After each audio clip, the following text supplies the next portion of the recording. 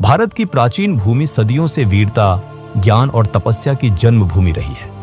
हिमालय की तराई में बने आश्रमों से लेकर नदियों के किनारे बसे गुरुकुलों तक हर ओर ज्ञान और संस्कृति का दीपक जलता था।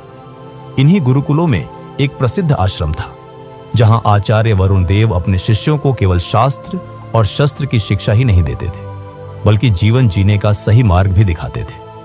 उसी गुरुकुल में एक बालक आया। उसका नाम था अभिनव। अभिनव का शरीर कमजोर था, चेहरा सरल और मासूम। वह जब अन्य विद्यार्थियों के साथ अभ्यास करता तो अक्सर पीछे रह जाता। धनुष की डोरी खींचने में उसके हाथ कांपते, कुश्ती के दांव पेंच में वह धराशायी हो जाता। उसकी चाल धीमी और आत्मविश्वास डगमगाता रहता। गुरुकुल के अन्य विद्यार्थी मजाक उड़ाते, देखो ये तो तिनके जैसा है, हवा चली तो उड़ जाएगा। इससे युद्ध क्या होगा, ये तो बैल के सामने खड़ा भी नहीं हो सकता। ये बातें अभिनव के दिल में चुभती थी। वह अक्सर सोचता, शायद मैं किसी काम का नहीं हूं। भगवान ने मुझे कमजोर बनाया है तो मैं क्या कर सकता हूं। लेकिन नियति ने उसके लिए कुछ और ही सोच रखा था। एक दिन की बात है, गुरुकुल के सभी शिष्य धनुष बाण का अभ्यास कर रहे थे। विशाल लकड़ी के निशान पर तीर चलाना था। सभी शिष्य अपने अपने तीर मार रहे थे। राजन, जो गुरुकुल का सबसे तेज शिष्य था, उसने निशाने पर ठीक बीचों बीच तीर मारा। सबने उसकी प्रशंसा की। फिर बारी आई अभिनव की। उसने कांपते हाथों से धनुष उठाया, तीर चढ़ाया। जैसे ही डोरी खींची, हाथ कांप गए और तीर पास खड़े पेड़ से टकराकर नीचे गिर पड़ा। सभी शिष्य हंस पड़े। देखो, यही है हमारा कमजोर अभिनव, इससे तो गिलहरी भी डरकर नहीं भागेगी। अभिनव का चेहरा झुक गया, आंखों में आंसू आ गए। वह सोचने लगा, सचमुच मैं सबके सामने बेकार हूं, मुझे यहां क्यों रखा गया है। शाम को जब सब विश्राम कर रहे थे, वह अकेला नदी किनारे बैठा था। उसने चुपचाप पानी में अपना चेहरा देखा और बुदबुदाया, हे ईश्वर, आपने मुझे ऐसा क्यों बनाया। अगर मैं दूसरों जैसा होता तो शायद लोग मेरा मजाक न उड़ाते। उसी समय आचार्य वरुण देव वहां आ पहुंचे। उन्होंने शांत स्वर में पूछा, वत्स अभिनव, तुम इतने उदास क्यों बैठे हो। अभिनव ने आंसू पोंछते हुए कहा, गुरुजी, मैं दूसरों जैसा नहीं हूं। मैं कमजोर हूं, साधारण हूं। मुझसे कभी कोई महान काम नहीं होगा। मुझे लगता है कि मैं जीवन में असफल ही रहूंगा। गुरुजी ने मुस्कुराते हुए उसका कंधा थपथपाया और बोले, वत्स, याद रखो, मनुष्य की पहचान उसके शरीर से नहीं होती, बल्कि उसके आत्मविश्वास से होती है।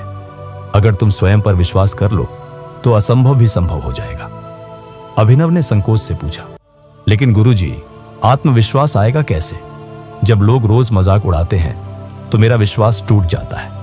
गुरुजी बोले, सुनो वत्स, आत्मविश्वास बाहर से नहीं आता, यह भीतर से जन्म लेता है। जब तुम स्वयं से कहोगे मैं कर सकता हूं, तभी दुनिया भी कहेगी तुम कर सकते हो। गुरुजी ने उसे एक बीज दिया और कहा, इसे रोप दो और हर दिन इसे देखकर याद रखना। जैसे यह छोटा बीज एक दिन विशाल वृक्ष बनेगा, वैसे ही तुम्हारा आत्मविश्वास भी समय के साथ बढ़ेगा। ये वचन अभिनव के दिल में उतर गए। कुछ दिनों बाद राजा का दूत गुरुकुल पहुंचा। राजा ने घोषणा की थी कि जो भी शिष्य आश्रम के सामने रखे गए विशाल पत्थर के शिलाखंड को हिला देगा, उसे राजसभा में विशेष स्थान मिलेगा। सभी शिष्य उत्साहित हो उठे। पहले राजन आगे बढ़ा। उसने पूरी ताकत लगाई, पर पत्थर जरा भी न हिला। फिर एक एक कर सभी ने प्रयास किया, कोई सफल न हुआ। अब बारी आई अभिनव की। वह पीछे हटने ही वाला था कि गुरुजी की आवाज गूंजी, वत्स अभिनव, याद रखो, यह शक्ति की नहीं, आत्मविश्वास की परीक्षा है। जाओ और प्रयास करो। सभी शिष्य हंस पड़े, ये तो हाथ लगाते ही गिर पड़ेगा। लेकिन अभिनव ने गहरी सांस ली। उसने खुद से कहा, अगर गुरुजी ने मुझ पर विश्वास किया है तो मुझे भी स्वयं पर विश्वास करना होगा। उसने हाथ रखे, पूरी शक्ति लगाई। पत्थर नहीं हिला, लेकिन सबने देखा कि अभिनव गिरा नहीं, उसका चेहरा चमक रहा था। गुरुजी ने कहा, यही पहला कदम है आत्मविश्वास का। जब तक तुम प्रयास कर रहे हो, तुम हार नहीं सकते। उस दिन से अभिनव ने ठान लिया कि वह अब कभी हार नहीं मानेगा। वह सूर्योदय से पहले उठकर अभ्यास करता, धनुष बाण का रोज अभ्यास करता, शरीर को मजबूत करने के लिए लकड़ी के गट्ठर उठाता। हर रात ध्यान लगाकर खुद से कहता, मैं कर सकता हूं। शुरुआत में वह थक जाता, गिर पड़ता, लेकिन धीरे धीरे उसका मनोबल बढ़ने लगा। एक बार जब वह दौड़ लगा रहा था तो गिर पड़ा। शिष्यों ने कहा, देखा, यह तो कभी सफल नहीं होगा।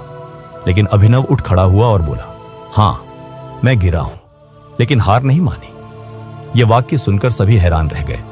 अब उनमें से कुछ शिष्य भी प्रेरित होने लगे। गुरुजी अक्सर कहते, अभिनव, तुम्हारा शरीर शायद अभी कमजोर हो, लेकिन तुम्हारा आत्मविश्वास अब पर्वत से भी ऊंचा हो रहा है। कुछ वर्षों बाद पड़ोसी राज्य ने आक्रमण कर दिया। राजा ने घोषणा की, गुरुकुल के श्रेष्ठ शिष्य भी युद्ध में भाग लेंगे। सभी शिष्य युद्ध भूमि पहुंचे, लेकिन सामने एक भयानक समस्या खड़ी हो गई। दुश्मनों ने युद्ध के रास्ते में एक विशाल हाथी छोड़ दिया था। वह गरजता, सूंड लहराता और मार्ग रोक देता। कोई योद्धा उसके सामने जाने की हिम्मत नहीं कर पा रहा था। सभी डर गए। राजन ने कहा, यह तो असंभव है, इसे रोकना मौत को गले लगाने जैसा है। तभी गुरुजी की आवाज आई, जिसके पास आत्मविश्वास है वही आगे बढ़े। सबकी निगाहें अभिनव पर टिक गई। अभिनव के मन में क्षण भर डर आया, लेकिन उसने याद किया, गुरुजी ने कहा था, आत्मविश्वास सबसे बड़ी शक्ति है। उसने भाला उठाया और आगे बढ़ा। सब लोग सांस रोककर देख रहे थे। हाथी ने गर्जना की और उसकी ओर दौड़ा, लेकिन अभिनव शांत रहा। उसने दृढ़ स्वर में पुकारा, रुको।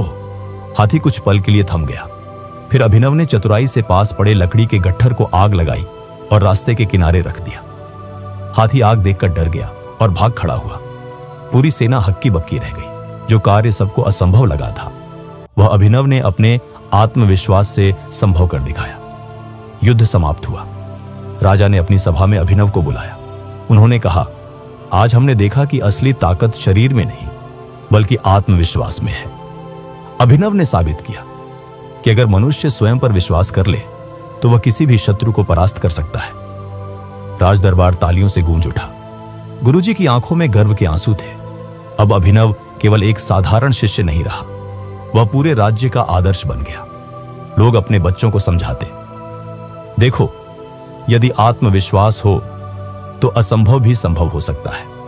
और अभिनव अक्सर कहा करता था, कमजोर वह नहीं जिसके पास शक्ति नहीं है, कमजोर वह है जो स्वयं पर विश्वास नहीं करता।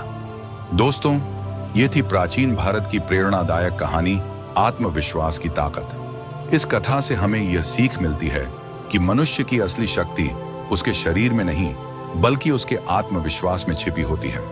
अगर हम स्वयं पर विश्वास कर लें तो कोई भी बाधा हमें रोक नहीं सकती। याद रखिए, हार तब होती है जब हम कोशिश करना छोड़ देते हैं। उम्मीद है यह कहानी आपके जीवन में नया जोश और हिम्मत भर देगी।